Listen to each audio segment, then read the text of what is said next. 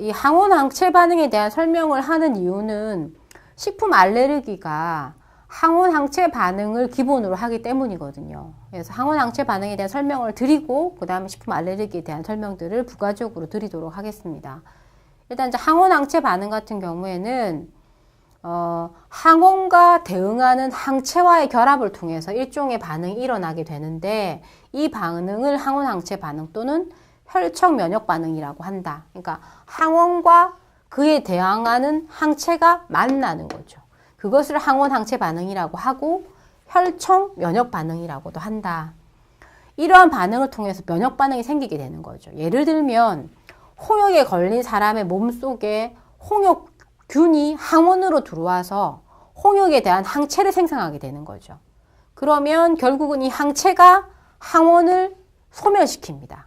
항체가 항원을 공격해서 그렇게 해서 결국은 우리 몸속의 기억세포에다가 저장을 해두는 거, 기억을 해두는 거죠. 그래서 다시는 홍역에 걸리지 않게 되는 겁니다. 결국은 예를 들면 이제 요즘은 뭐 홍역에 걸려서 아이가 죽는 경우는 없죠. 왜 그러냐면 예방접종을 하기 때문에.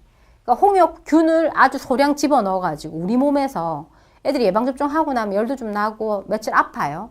그 과정을 거치는 이유가 뭐냐면 균이 들어와서 그 균에 대항하는 항체를 만드는 과정을 겪는 거예요. 그렇게 해서 미리 예방접종을 함으로 인해서 균이 들어가서 그 균에 대항할 수 있는 항체를 미리 만들어서 우리 몸에 기억을 시키는 겁니다. 실제로 아이가 점점점 커서 생활을 하다가 홍역균이 대량으로 들어올 수가 있잖아요.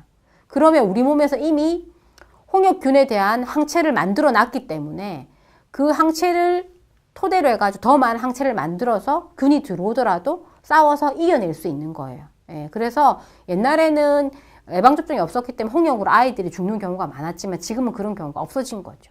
그렇게 홍역균이 들어와서 홍역균 자체가 항원이에요. 그러니까 균이 항원인데 그 균에 대항하는 항체를 만드는 것을 항원 항체 반응이라고 얘기를 합니다. 그래서 뭐 여러 가지 이제 이런 항원 항체 반응이 일어나게 되는데 이제 이 식품 알레르기 같은 경우는 식품을 항원으로 오인하는 겁니다. 그러니까 식품 자체는 균이 아니잖아요. 우리 몸에 문제를 일으키는 그런 균이 아니에요. 그런데 우리 몸이 굉장히 어떤 면역 체계상의 문제 때문에 식품을 항원으로 오인을 해가지고 식품이 들어오면 항체를 만드는 거예요. 그로 인해 가지고 우리 몸에 두드러기라든가 여러 가지 알레르기가 생기게 되는 겁니다. 그걸 뭐라고 하느냐면 식품 알레르기라고 하는 거죠.